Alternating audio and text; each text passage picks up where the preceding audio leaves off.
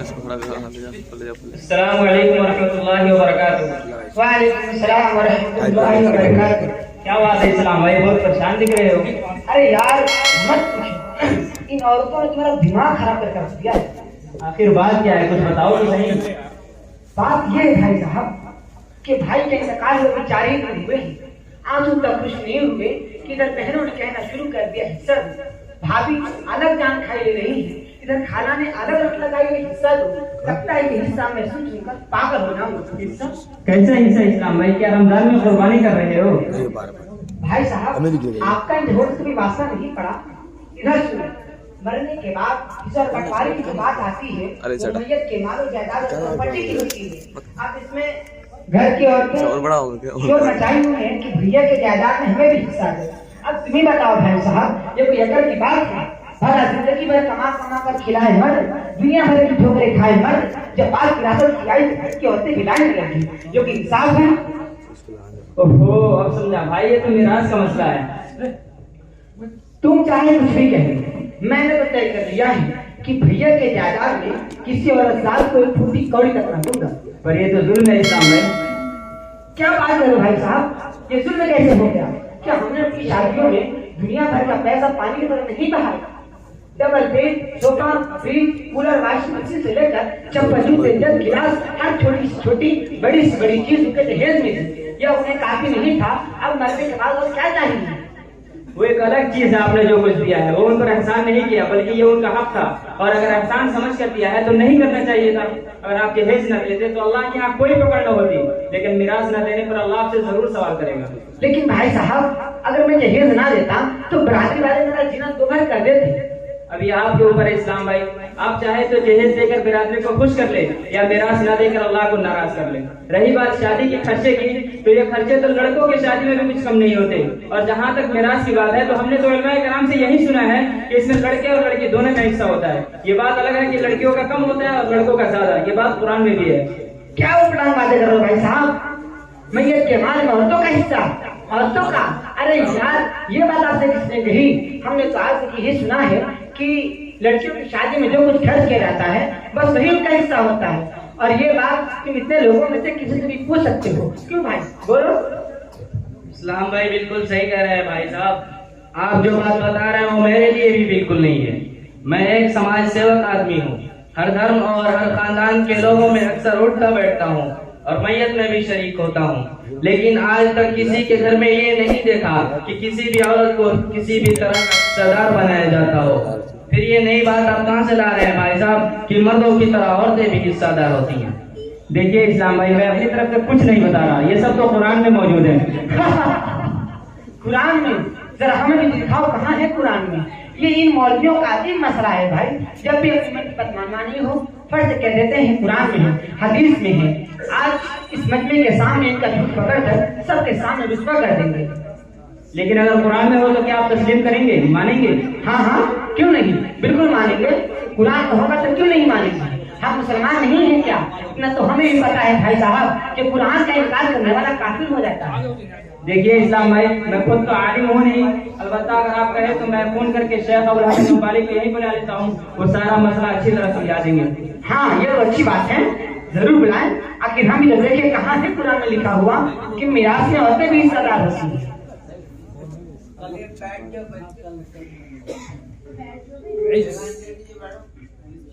السلام علیکم ورحمۃ اللہ وبرکاتہ۔ وعلیکم السلام وعلیکم ورحمۃ اللہ وبرکاتہ۔ کیا صاحب خیریت سے ہیں؟ الحمدللہ۔ شیخ صاحب یہاں ایک مسئلہ پوچھا ہے، کیا آپ یہاں تشریف لائیں گے؟ انشاءاللہ ضرور۔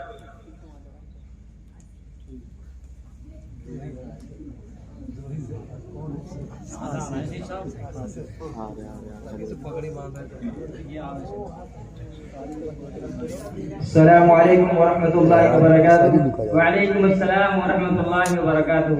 کیا بات ہے بھائی، کیا جھگڑا ہے، کس مسئلے پر بحث چھڑی ہوئی ہے؟ شیخ صاحب یہ ہمارے اسلام بھائی ہیں جو اپنی بہنوں کو میراث میں حصہ نہیں دینا چاہتے۔ اچھا، میراث کا مسئلہ ہے، یہ تو واقعی بڑا اہم مسئلہ ہے۔ لوگ میراث کے بارے میں جانتے ہی نہیں اور نہ جاننے کی کوشش کرتے ہیں، جس کی وجہ سے میت کے مال میں بڑی گڑبڑی کرتے ہیں۔ یہی وجہ ہے کہ حق والوں کو ان کا حق ہی نہیں ملتا اور بیچاری عورتوں کو تو بالکل محروم کر دیا جاتا ہے۔ क्यों दूं मैं हिस्सा, जबकि विरासत का कोई हक है ही नहीं। मैंने ऐसा ही सुना है और लोगों को ऐसा ही करते थे। भाई देखो, इस्लामी तालीमात इंसानी हुकूक पर पूरा जोर देती है, और जहाँ तक विरासत का ताल्लुक है तो अल्लाह ताला ने कुरान में एक एक वारिस का हक बिल्कुल साफ साफ बयान फरमा दिया है। हमें आपस में बहस करने की कोई जरूरत नहीं है, हम अपना मसला कुरानी से पूछ लेते हैं। इससे अच्छा तो कुछ हो नहीं सकता, लेकिन मुझे ताज्जुब है औरतों का जिक्र कुरान में। क्यों नहीं, जिक्र और बहुत अच्छे अंदाज में दिख रहे हैं। कुरान उठाइए और पढ़ते चले जाइए। सूरह निसा आयत नंबर 7, लिर्रिजाली नसीबुम मिम्मा तरकल वालिदानी वल अक़रबून वलिन्निसाई नसीबुम मिम्मा तरकल वालिदानी वल अक़रबून मिम्मा मल्ल मिन्हु औ कतुर नसीबम मफरूदा। और आयत नंबर 11, यूसीकुमुल्लाहु फी औलादिकुम लिज़्ज़कारि मिथलु अज़्ज़िल उन्थयैन। इन आयत में सिर्फ जिक्र ही नहीं बल्कि औरतों का पूरा हिस्सा बयान फरमाया गया है। इसका मतलब हमने जो आज तक सुना है और लोगों को उन्हें करते देखा है वो गलत है। 100% गलत है जनाब, 100%, बल्कि गुनाह अजीम है। कुरान ऐसे लोगों से सख्त तरीन अल्फाज में मुखातब होता है। इन्नल लज़ीना यअकुलूना अम्वालल यतामा ज़ुल्मन इन्नमा यअकुलूना फी बुतूनिहिम नारा व सयस्लौना सईरा।